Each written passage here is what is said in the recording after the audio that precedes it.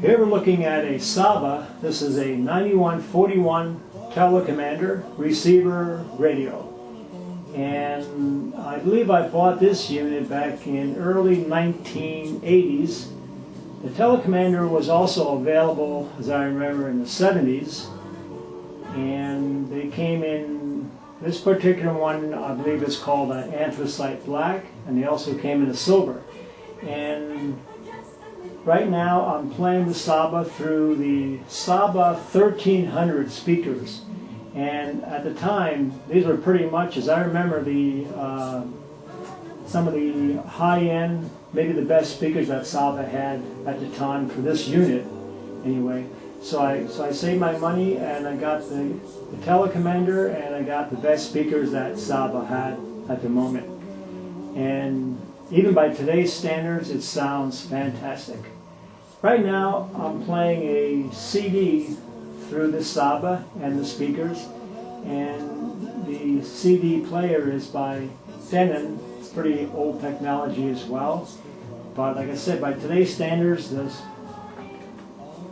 fidelity is still fantastic. The nice thing about this also is I do have a remote control unit for it.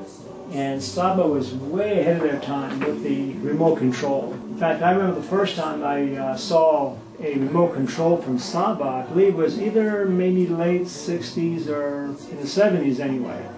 And I just couldn't believe it. It was just fantastic to have a remote control so you could change your volume, your stations. And what this remote does, actually, it works on a 9-volt battery.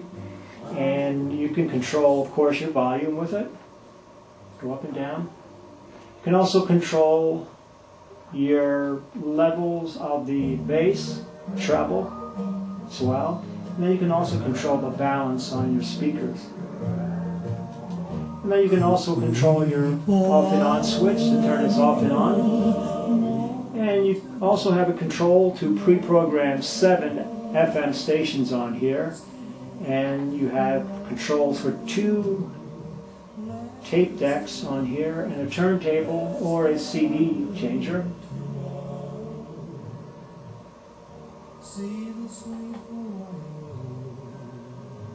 And the nice thing about this particular Saba is, like I said, even by today's standards, it's just so clear. In fact, Saba was, even back in the 60s when I first heard them, the nice thing about them was even at a low volume, the highs were just so crisp, and of course naturally they had a bass, but just about all radios, so if you crank them up, you hear a big bass response out of them.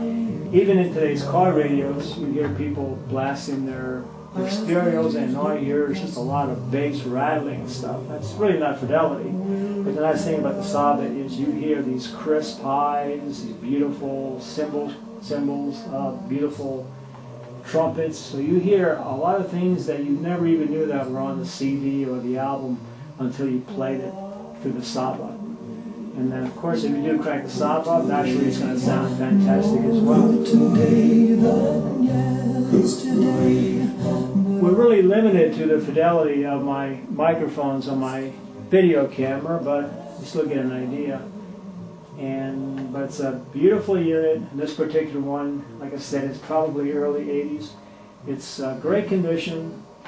I had this modified back in Allentown, Pennsylvania. There's a fellow there that still works on Sabas. In fact, he's a high fidelity perfectionist. He does such a great job on maintaining these Sabas. In fact, he did some repair work and he did a modification on mine. I had, there's something he did, I guess, to improve the sound on the inside, and he also changed the light, so that's why we had a sort of a red light there on the tuner dial. And that's it for the Saba Telecommander. Great unit.